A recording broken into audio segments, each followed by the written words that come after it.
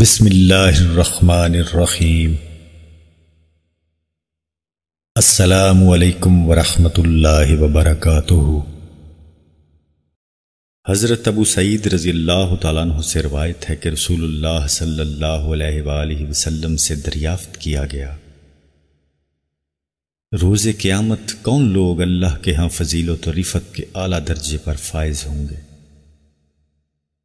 آپ صلی اللہ علیہ وآلہ وسلم نے فرمایا، کثرت سے اللہ کا ذکر کرنے والے مرد اور کثرت سے ذکر کرنے والی عورتیں۔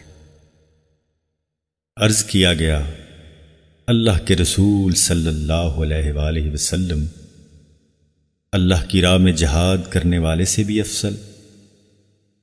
تو آپ صلی اللہ علیہ وآلہ وسلم نے فرمایا، اگرچہ وہ کفار و مشرکین سے اس قدر تلوار کے ساتھ لڑائی کرے کہ وہ تلوار ٹوٹ جائے اور وہ خون سے رنگین ہو جائے، تب بھی اللہ کا ذکر کرنے والا اس سے درجہ میں افضل ہے۔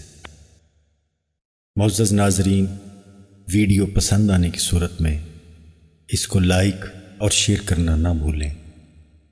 مزید احادیث کی ویڈیوز اور اسلامک ویڈیوز دیکھنے کے لیے ہمارے چینل کو سبسکرائب ضرور کریں۔